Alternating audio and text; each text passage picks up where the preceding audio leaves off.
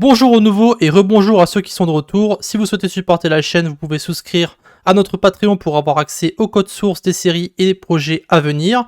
Vous pouvez aussi rejoindre notre Discord qui est public. Si vous êtes intéressé par les jeux vidéo, vous pouvez souscrire à ma deuxième chaîne. Autrement, like, comment, subscribe pour booster l'algo de la chaîne. Tous les liens sont dans la description. Bon visionnage. Et nous sommes de retour pour un nouvel épisode sur notre série concernant Rust. Et aujourd'hui, nous allons parler de la mutabilité. Et nous allons aussi introduire les variables.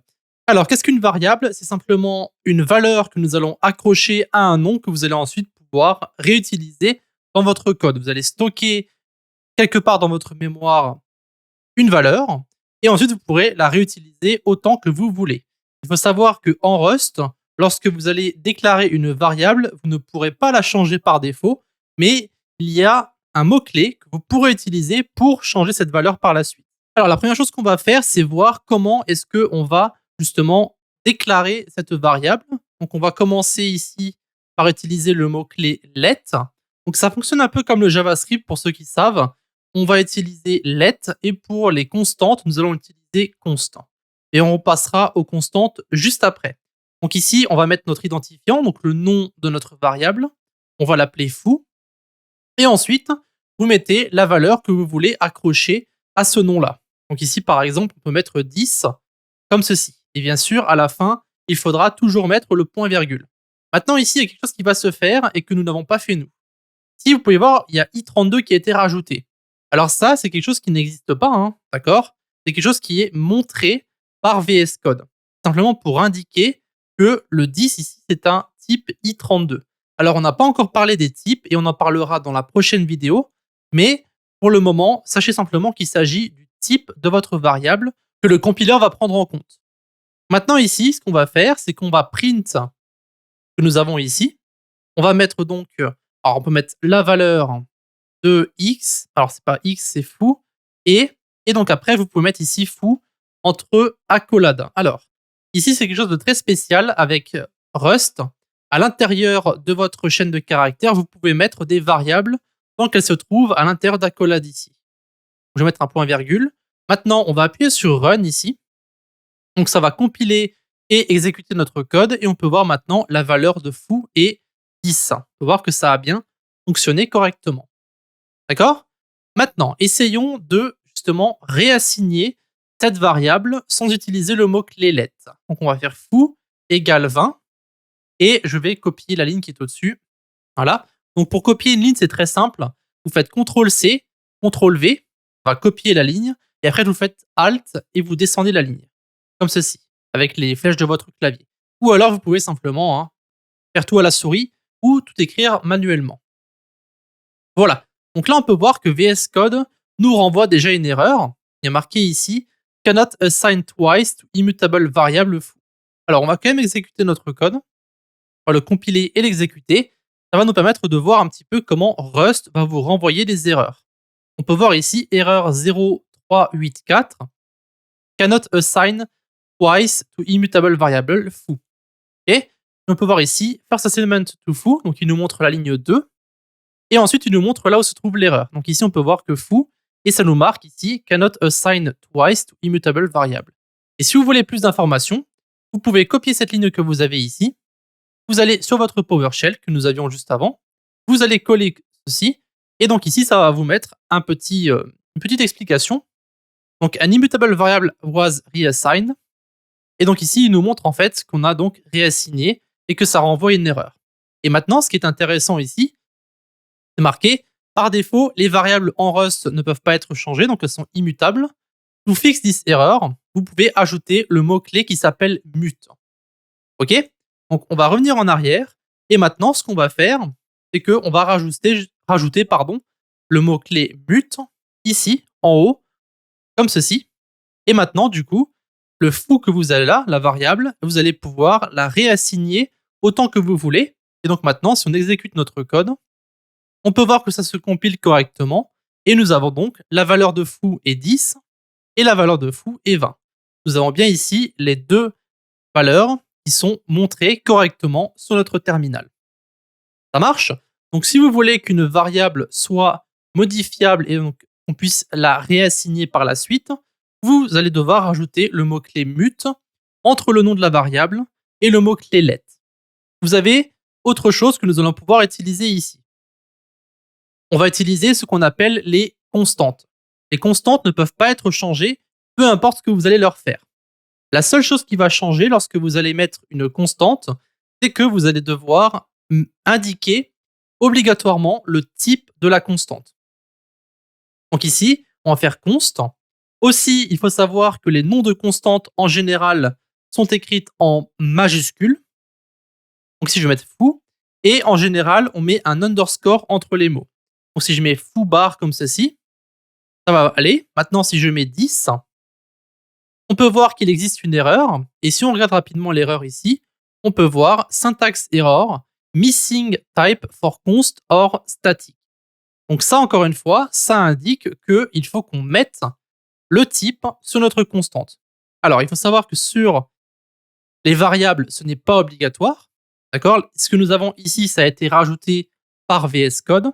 Cependant, lorsque vous faites une constante, vous devez mettre le type. Donc si je vais mettre double point et je vais écrire i32. Et maintenant, on peut voir que ça fonctionne correctement. C'est souligné en jaune parce que constante foobar is never used. Donc c'est aussi quelque chose de ça, il faut toujours que les constantes soient utilisées. Donc je vais mettre ici la valeur de foobar et ici je vais donc mettre foobar comme ceci. Et donc maintenant on peut voir que foobar n'est plus souligné en jaune et si je lance mon code, on peut voir que la valeur de foo est 10, la valeur de foo est 10 et la valeur de foobar est 10. Voilà. Donc ça, c'est simplement une petite introduction aux variables et aussi à la mutabilité. Donc on a pu voir qu'on peut réassigner les variables si on va utiliser le mot-clé mute.